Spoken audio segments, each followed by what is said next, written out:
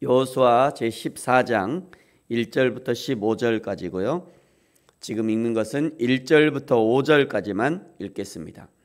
1절부터 5절까지 우리 천천히 같이 읽도록 하겠습니다. 시작.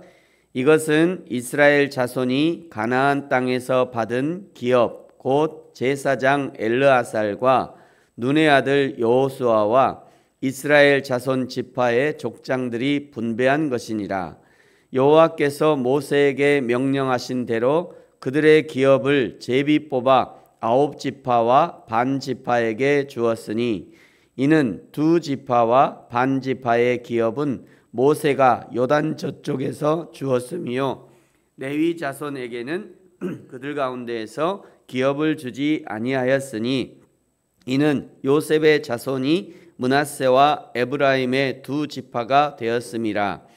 이 땅에서 레위 사람에게 아무 분깃도 주지 아니하고 다만 거주할 성읍들과 가축과 재산을 위한 목초지만 주었으니 이스라엘 자손이 여호와께서 모세에게 명령하신 것과 같이 행하여 그 땅을 나누었더라.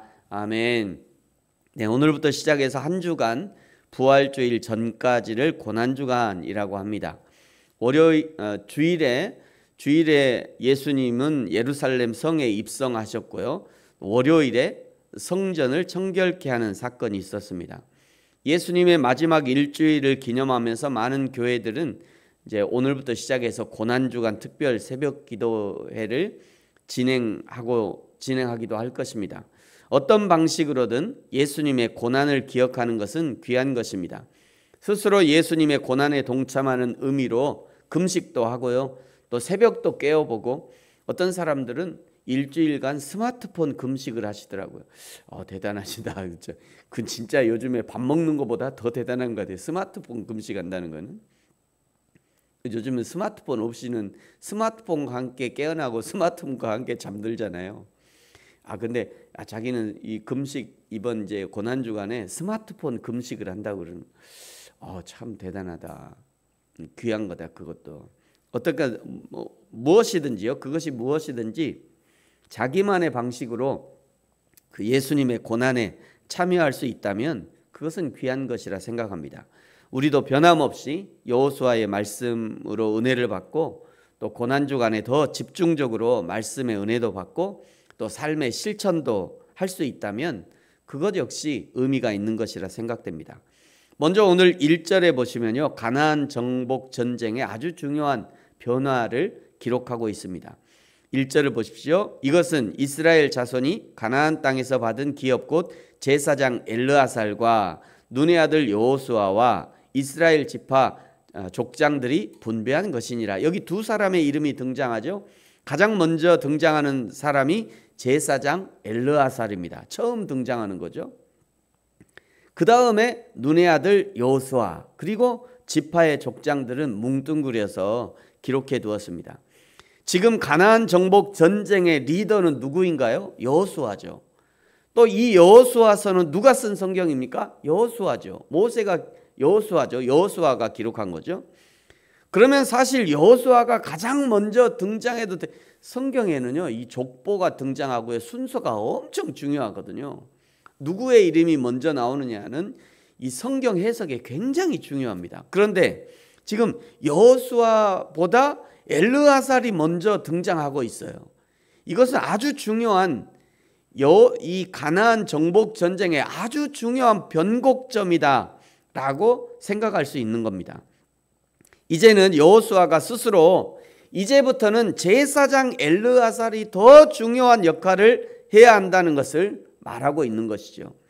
지금까지는요 전쟁을 해야 했기 때문에 군인이었던 여호수아가 앞장서서 가나안 땅을 정복했지만 이제는 하나님의 백성으로서 하나님을 섬기는 것이 더 중요하다고 생각한 것입니다. 그래서 자신은 뒤로 물러서고 제사장 엘르아살을 먼저 앞세우고 있는 거예요. 이런 부분은요 교회뿐만 아니라 대부분의 인간 사회에서 필요한 것이 아닌가 생각합니다. 때가 되면 자연스럽게 리더십을 이양하고 지속적으로 발전할 수 있는 틀을 만들어 주는 것이죠. 13장에서는요 먼저 요단 동편의 르우벤 지파, 갓 지파, 그리고 므낫세 반 지파, 그리고 오늘 14장에서는 요단 서편, 요단강을 건너서 이제 서편의 나머지 9지파와 므낫세 반 지파에게 땅을 분배합니다. 그러는 중에 6절부터는요 갈렙이 모세의 약속을 기억하면서 9절에 그날에, 여기 그날이라는 것은요 처음 가나안 땅을 정탐하고 돌아와서 다른 열 사람들은 부정적인 보고를 했잖아요. 우리는 그냥 거기 가면 그 피레미 같더라. 우리는 그 땅을 차지할 수 없다. 그들은 막 거인족이라 우리는 갈 수 없다. 이렇게 했는데 갈렙과 여호수아는 긍정적인 보고를 했죠. 그 땅은 하나님이 우리에게 주신 밥이다. 지금 당장 올라가서 차지하자. 이렇게 보고했잖아요. 그날에, 그 보고했던 그날에 갈렙이 발로 밟은 땅을 영원히 너에게 주겠다고 모세가 약속했다는 거예요. 그러면서 10절과 11절에는요 내가 오늘 85세지만 전쟁에 나갈 만한 힘이 있다. 나는 강건하다. 싸울 수 있다. 그러면서 12절에 이 산지를 내게 주소서 요청합니다. 이 산지를 내게 주소서. 이 찬양이 여기서 나오는 겁니다. 그래서 이 산지를 내게 주소서. 13절에요 여호수아가 갈렙의 요청을 좋게 여기고 헤브론을 기업으로 삼게 합니다. 그런데 그 헤브론이 어떤 땅인가 15절에 보시면요 헤브론은 아낙 사람들, 거인족을 말하는 거거든요. 거인족. 그 거인족 중에서도 가장 큰 사람들이 거주하는 땅이 헤브론 땅이었다는 거예요. 그리 좋은 땅은 아니라는 겁니다. 그리 만만한 땅, 만만한 사람들이 아니라는 거예요. 그런데 왜 갈렙은 헤브론 땅을 요구했을까?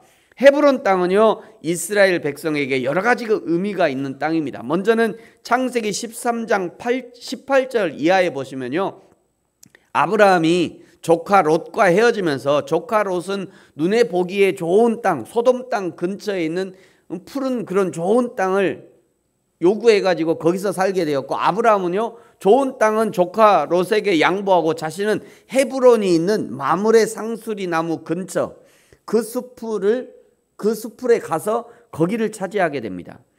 그리고 거기서 여호와께 제단을 쌓게 되죠. 그러니까 갈렙이 요구한 그 헤브론 땅은요 그들의 조상 아브라함의 땅이었어요. 그래서 그 땅을 갈렙이 요구한 겁니다. 뿐만 아니라 헤브론 땅은요 아브라함의 아내 사라가 묻힌 땅이에요. 창세기 23장 19절 이하에 보면요 그 이후에 아브라함이 그 아내 사라를 가나안 땅 마므레 앞 막벨라 밭 굴에 장사하였더니 마므레는 곧 헤브론이라. 이와 같이 그 밭과 거기에 속한 굴이 헷 족속으로부터 아브라함이 매장할 소유지로 확정되었더라. 앞으로 아브라함도 죽으면 묻힐 땅이라는 거죠. 또 하나 아주 중요한 기록이 창세기 35장에 기록되어 있는데요. 아브라함이 기럇 아르바의 마므레로 가서 그의 아버지 이삭에게 이르렀으니 기럇 아르바는 곧 아브라함과 이삭이 거류하던 헤브론이더라. 이삭의 나이가 180세라. 이삭이 나이가 많고 늙어 기운이 다함에 죽어 자기 열조에게로 돌아가니 그의 아들 에서와 야곱이 그를 장사하였더라. 그러니까 아브라함의 아내 사라의 무덤이 있고 그리고 아브라함과 이삭의 무덤까지 그 헤브론에 있었던 거예요. 갈렙이 이런 역사적인 사실을 알고 그 땅을 요구한 겁니다. 그냥 그 땅이 좋아서 요구한 것이 아니에요. 이런 역사적인 일들이 있었기 때문에, 너무나 중요한 일들이 있었기 때문에 그 땅을 요구한 거예요. 그냥 일반적으로 눈으로 보면요 헤브론은요 그리 좋은 땅이 아니었어요. 헤브론에는 거인족 중에서도 가장 큰 사람들이 살고 있는, 점령하기가 만만치 않은 그런 위험한 땅이었어요. 그들과 싸워 쫓아내야 그 헤브론 땅을 차지할 수 있었던 거죠. 그러나 갈렙에게는 그런 외적인 조건보다는 그 땅에 묻혀있는 아브라함과 사라와 이삭의 무덤, 그 조상들의 무덤을 지키는 것을 중요하다고 생각한 겁니다. 조상들을 지킨다는 것은요 하나님의 약속의 대를 잇는 것과 통하는 것입니다. 지금도 많은 가정들이 아버지와 어머니의 기독교 유산을 물려받아서 자식들도 기독교인으로 살아가는 가정들이 많이 있을 것입니다. 그것이 왜 중요하느냐면요 하나님의 약속의 대를 잇는 의미가 있는 거예요. 내가 섬기는 교회를 지키고 유지하게 하고 헌금을 하고 헌신을 해서 자기가 섬기는 교회를 지키려고 하는 이유가 도대체 무엇입니까? 저희 교회도 가끔 이게 권사님들이 이제 목사님 우리 계속 여기 있읍시다 이런 얘기를 해요. 목사님 다른 데 이사 가지 맙시다. 우리 교회가 계속 있으면 좋겠어요. 그렇게 하는 이유가 뭐죠 도대체? 뭐가 중요하다고요? 그렇게 하는 이유가 뭐냐면요, 교회를 통해 하나님의 약속을 지켜나가기 위해서 그러는 거죠. 교회를 통해서 복음을 증거하게 하기 위해서 그러는 거예요. 교회를 통해서 선교하게 하고 교회를 통해서 하나님의 사랑을 이웃에게 증거하는 그런 역할들을 계속하게 하기 위해서 지금도 성도들이 시간으로 물질로 헌신하면서 교회를 지켜나가는 것입니다. 그것이 곧 성도들에게 복이라는 것을 알기 때문에 그렇게 하는 것이죠.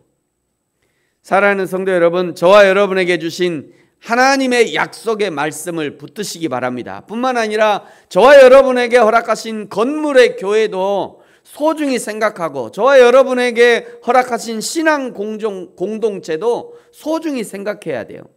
그것이 하나님의 약속을 붙드는 외적인 표징이 되는 것이고요. 그리고 그것이 이생과 내생의 복으로 이어지는 것입니다. 그래야 오늘 갈렙이 헤브론을 요구했던 것처럼 우리에게도 그 하나님의 약속의 말씀을 붙들고 이 인생을 살아갈 뿐 아니라 이 고난주간에도 하나님의 약속의 말씀을 붙드는 저와 여러분이 되어지기를 예수님의 이름으로 축복합니다. 기도하겠습니다. 하나님 아버지 감사합니다. 갈렙이 모세가 약속한 땅, 그리고 여호와 하나님이 아브라함에게 주셨고 사라가 묻혀 있고 이삭이 묻힌 땅을 요구한 것은 그가 하나님의 약속을 귀하게 여긴다는 표징이 된 것처럼 오늘 예배하는 우리도 하나님의 약속을 소중히 생각하게 하시고 하나님이 허락하신 교회와 공동체를 귀하게 여김으로 하나님의 약속과 축복이 흘러가고 이어지게 하여 주옵소서. 감사합니다. 예수님의 이름으로 기도합니다. 아멘. 하늘에 계신 우리 아버지여, 이름이 거룩히 여김을 받으시오며 나라가 임하시오며 뜻이 하늘에서 이루어진 것 같이 땅에서도 이루어지이다. 오늘 우리에게 일용할 양식을 주시옵고 우리가 우리에게 죄 지은 자를 사하여 준 것 같이 우리 죄를 사하여 주시옵고 우리를 시험에 들게 하지 마시옵고 다만 악에서 구하시옵소서. 나라와 권세와 영광이 아버지께 영원히 있사옵나이다. 아멘.